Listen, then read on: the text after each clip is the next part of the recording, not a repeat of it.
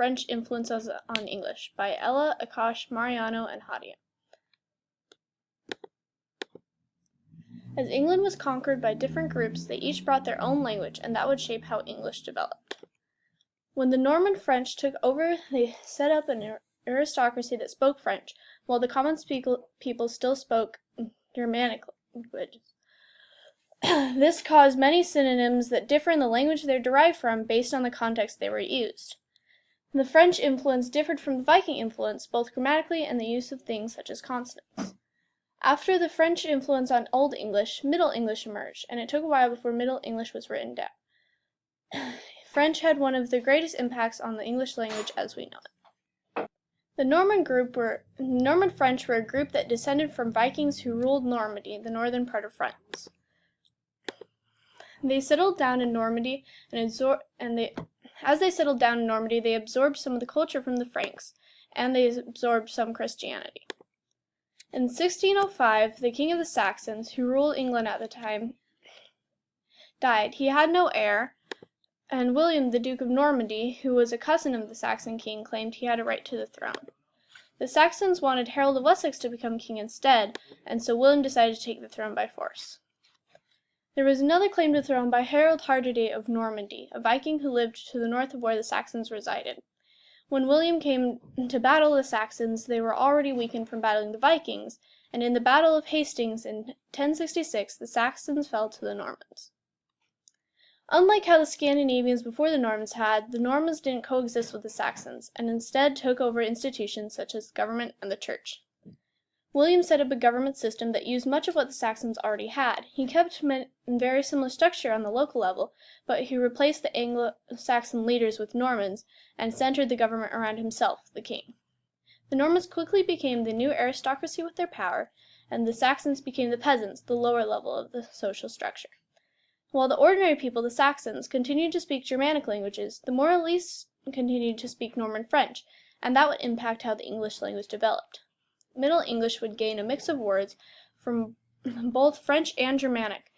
Depending on the context, these words were used by either the aristocrats or the common people. Natural that the aristocracy should use a different vocabulary than the peasant class.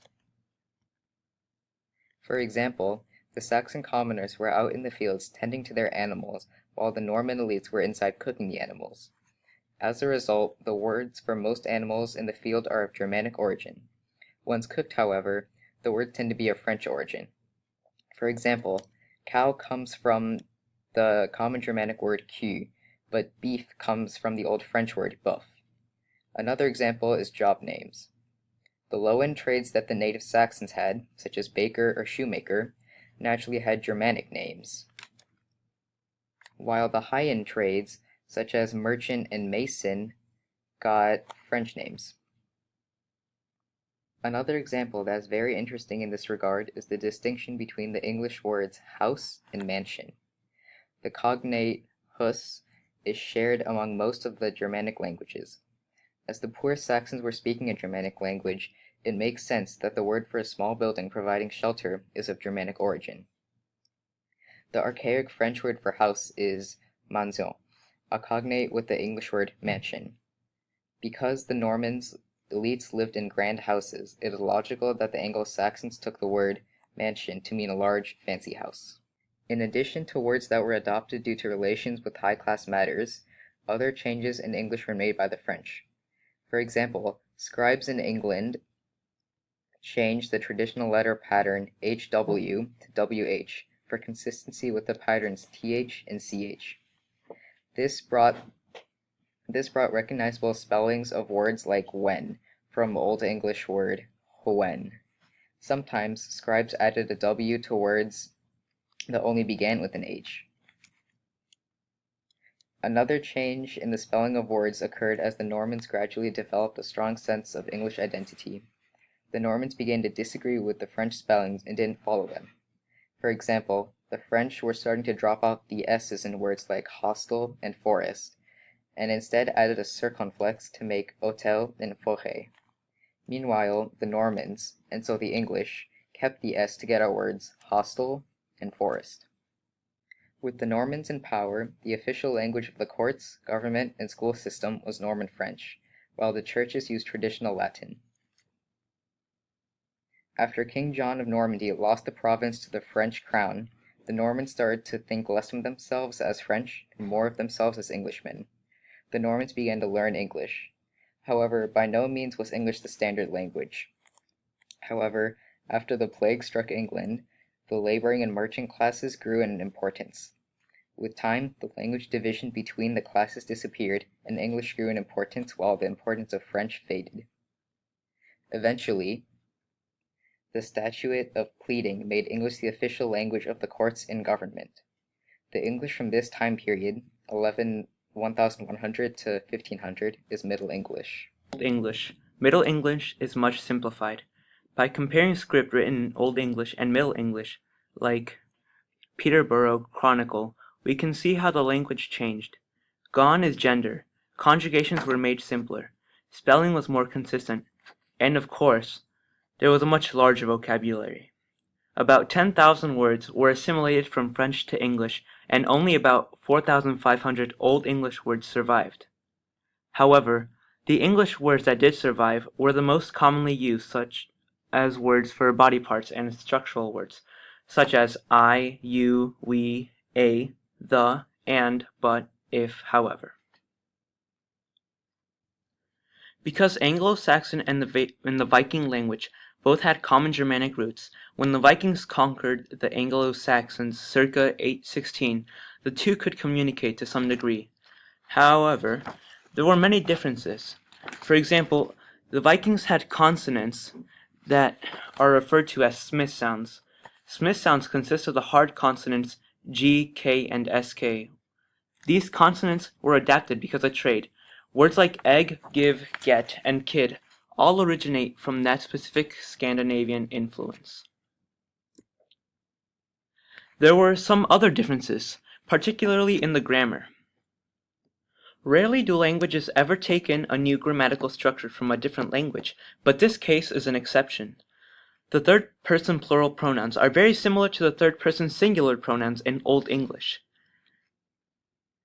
Instead, the third-person plural pronouns they, them, and their are of Scandinavian origin. Although borrowing grammatical words is uncommon, verbs and pronouns in Old English were taken from Old Norse. An example of the grammatical changes can be seen in the Lord's Prayer. In Old English, it read roughly, Fader ur thuthe art on heavenum, while in Middle English it read, Ure Fadir that art in heavenes. We can see the order the words father and our switched around because of the grammatical influence from the Vikings. The main difference in the influence that Old Norse and French had on English was in what they brought to the language. Old Norse added grammatical elements to the existing structure, while Anglo-Normans brought thousands of words and spelling consistencies to English. As the French gained political power, the Germanic-rooted words became the language of the lower class. After the Norman invasion of England in 1066 CE, French started to influence Old English, resulting in Middle English. Middle English did not emerge right away. It took a while for it to start being written down again. When English started to make its comeback, you can see the big influence French had on English. English was spoken by the peasants, while French was spoken by the elites. French was sophisticated and fashionable, but English was for the commoners. French was the main language of England, but later on, English regained its status of being the official language. A few events occurred that brought back English. King John lost part of his French territory, so you could not hold estates in both England and France. Because of this, people had to pick where to stay, and then they committed to it. The people that stayed in England wanted to speak English. So the nobles tried to speak English, but still mixed in some French. There was also the 100 Years' War, which brought up the uses of English because of the anti-French feelings. After that was the Black Plague, which killed many people. Because of that, the English speakers, the laborers, grew in economic and social importance, bringing up the usage of English. The Normans also intermarried with English speakers, so some had to learn English, mixing it with French. English became the official language of the courts in 1362 CE. Then it was used in schools in 1385 CE. English was extended to the government and later on for all public purposes. English was used for many things like records and sermons. Parts of England used French, Latin, or both, but all used English. After the Norman conquest, English was the main language, not French. English was not absorbed by the Normans and disappeared. It stayed because Old English was well established and English speakers had a demographic advantage. When English showed up in writing again, it was different from Old English. Because of the French influence, there were indications of English being in a state of flux. Early Middle English was a chaos of dialects. Middle English had simpler grammar and more vocabulary than Old English. The Normans invaded England in 1066 CE, but the large-scale borrowing occurred in the 1300s and 1400s CE.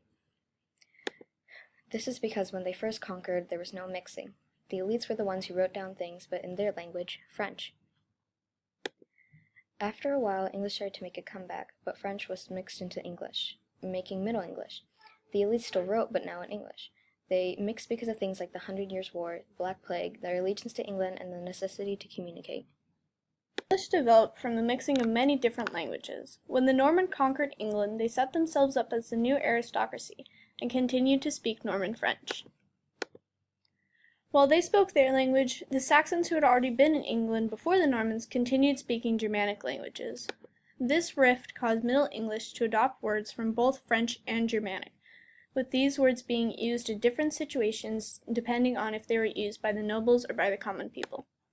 This impacted English differently from the previous mixing of Viking and Saxon languages had earlier, with the Viking languages bringing more grammatical changes and the Norse bringing spelling and vocabulary changes. For a while after the Norse conquest, English wasn't widely spoken, but eventually the Normans would learn English. A while after it was spoken more, it still wasn't written, but gradually that changed as English became more important. All this led to English being a mix of Germanic and French languages that we know today.